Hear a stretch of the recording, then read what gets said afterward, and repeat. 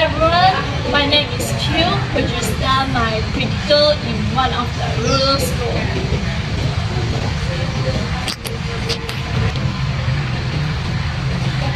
Hi everyone, my name is Hazrini and I'm just done my practical in one of the urban schools.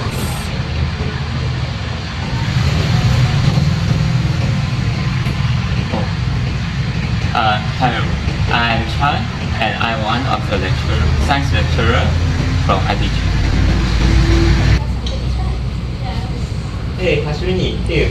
Can we have a little talk? I'm having a nice cup of tea. Yes, sure.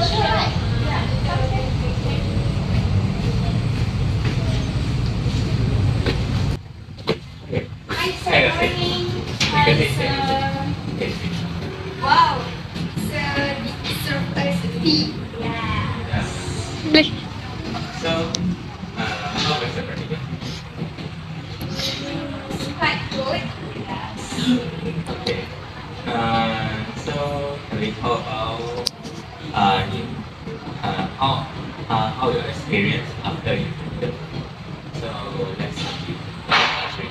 Oh, it's quite experience I think because the infrastructure of my school is very impressive. We have fully equipped science lab with visuals and belts such as microscope, chemicals, and even the 3D printers. Our classroom is well connected to the smart boards and also internet and technology. Hence, it gives me a chance to integrate the technology into my teaching. However, despite all of the resources, I noticed some of my students in class very depends to the technology. Hence, their basic scientific skills is very weak than I expected, such as analyzing and making a hypothesis. So, I can make a conclusion having a lot of resources makes them less resourceful. I think, how about you? This sounds ideal, but it's totally different the one I went to my school, which is in rural area. Oh, I forgot to say, my school is urban city. Yeah, in city. Yeah, so the one I went to school, like the classroom is normal. I don't have any activity or also smart board. You can create out the bridge. Yeah, so it's really hard for me to like create out the teaching and learning session because the internet is not able. So I can access for more like extra documents or um, extra like about the science concept, yeah, for the students to understand because they so what can I do is like focus on the kids, Like the traditional yeah, teaching, right? just like in short form. Very different from mine. Yeah, and then furthermore, the laboratory or the science room in my school also like the apparatus inside is really good, and all the chemical substances are also updated. Yeah, so the children usually don't carry out any experiments because the existing also don't have like cleaning out all the laboratory, like the updated all the apparatus or the instances. Yeah, so it's really hard for me, but I also always need to think of like making the new learning strategy for them so they can more understanding one scientific concept. So yeah, it's quite hard. So I see that you work at a very unique time. So actually, the school resources is very impressive, even better than ours. Yeah. But they can create a false sense of creative recording clearly. So each student is very cool heavily relying on technology. This, they might miss out the developing practical skill. And you feel their experience shows the real issue that many rural school faces is disharmony. See students miss out the hands-on experience due to a lack of resources. I get that, but having resources shouldn't be a disadvantage. They offer opportunities for advanced learning and experience. I think it's about how we use them. Right, sir? Yes. How about you? Yeah, that's true, but we can't deny that the fact that when there is digital devices, it's really helpful to students. Like they can access for more information about the scientific concept, and they can watch tutorial videos, they can attend to the understanding, yeah.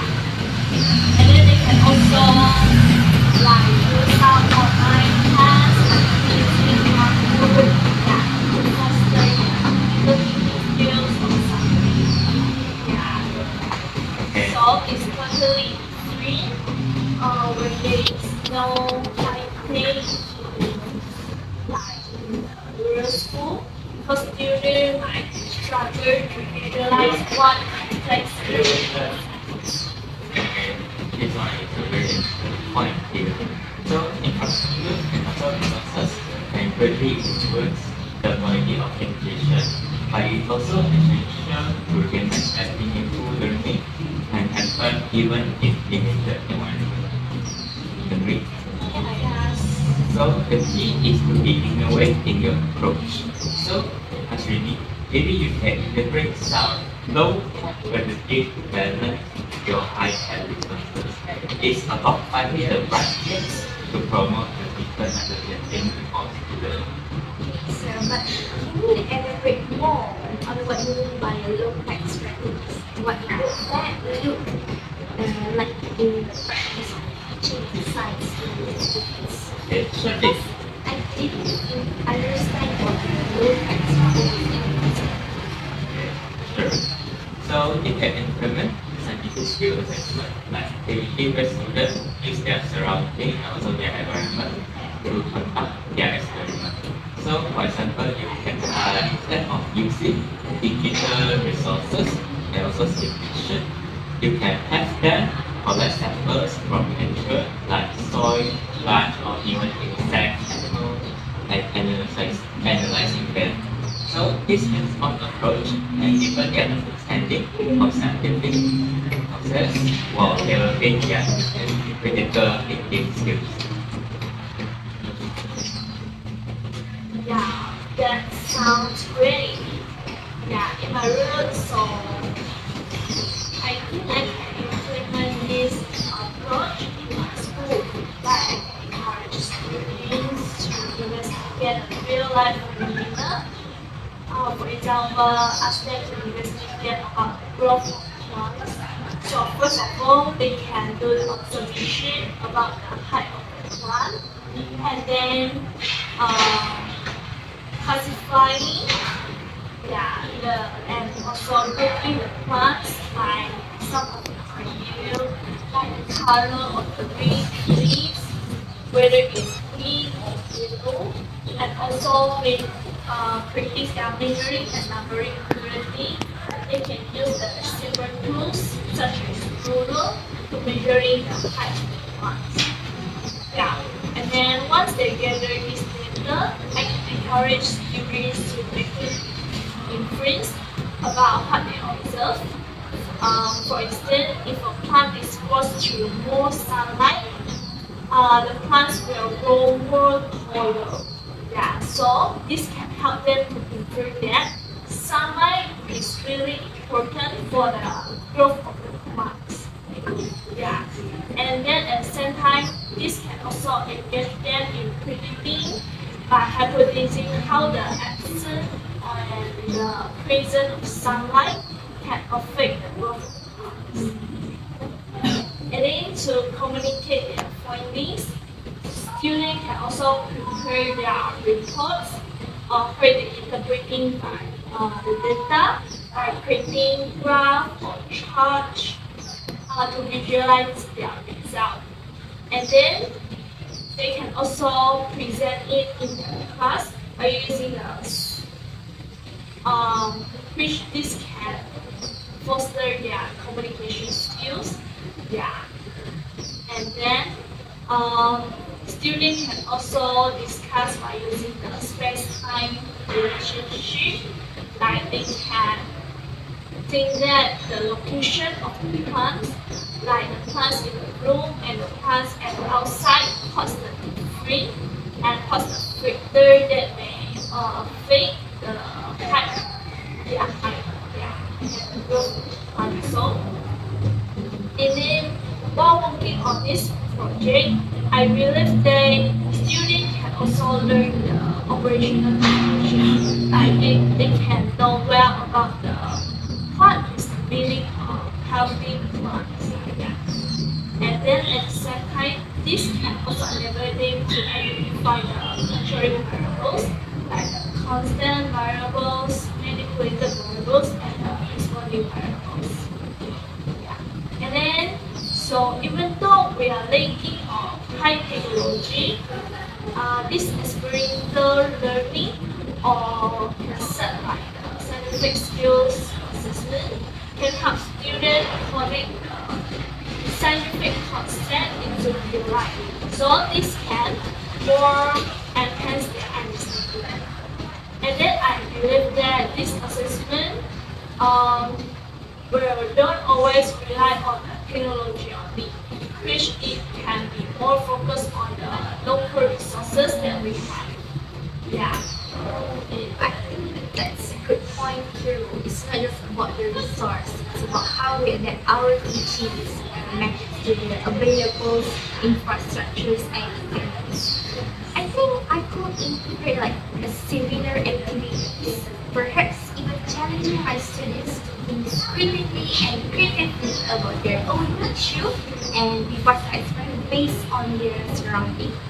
I think, for example, even though we have access to an advanced equipment such as 3D printers and also a smart boards, I can focus on developing their manipulative skills, like handling lab equipment or measuring liquids and solids accurately in experiments.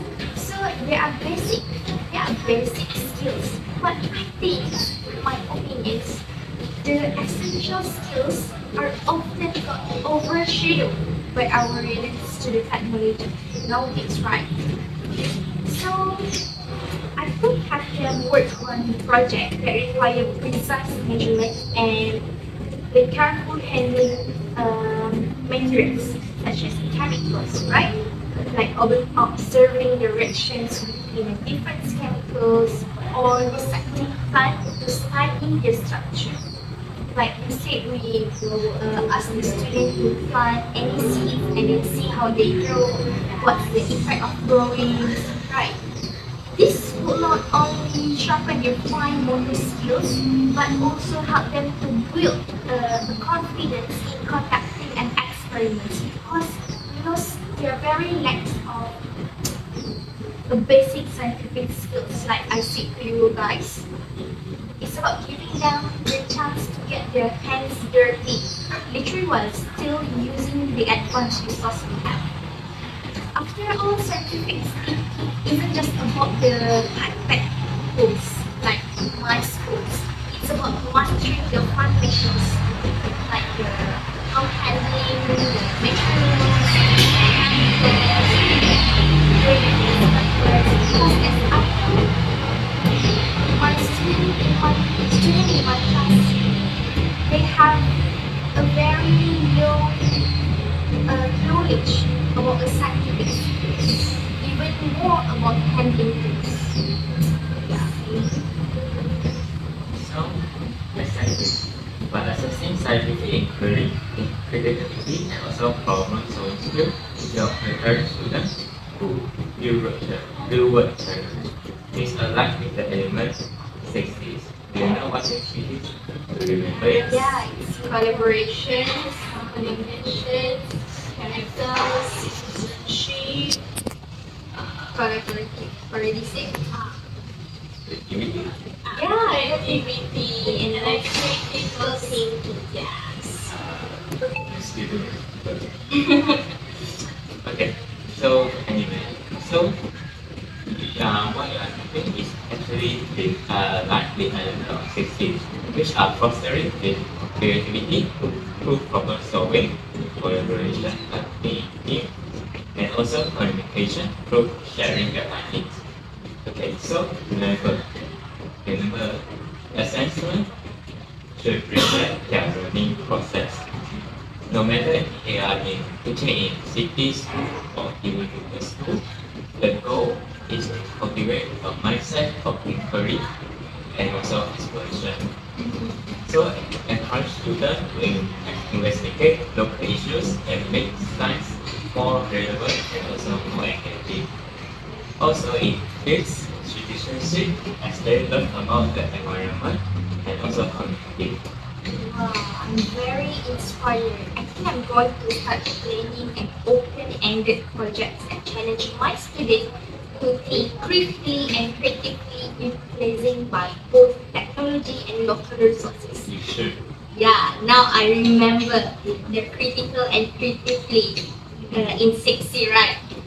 I think I want them to understand the scientific thinking goes beyond the tools they have. Not just depends on the technologies and the tools they have in. Yes, me too. I'm halfway to implement this new approach to scientific skill assessment. So, and I believe that this assessment can enhance and also work with the element of success, so said just now, and then also can prepare them so face the 21st century challenges. So then this can also enable them to have technical. Yeah, I think our conversations make me open my mind to things that having a lot of technology is also not good to the student because they may lack something they have like the scientific skills. Looks like you both already know what you all want to do in the school, right? Yeah. So I'm focusing on process-oriented assessment and also encouraging innovative thinking. You will equip your students with essential scientific skills that will serve them well regardless of their environment. So learning is not limited to classroom. It can happen anywhere. As long as we provide the right guidance and also right the knowledge. So you both have class. Yeah, we have class after this. And thank you, sir, for treating us at tea and amazing. Yes. Alright, thank you, sir. Thank you. Okay.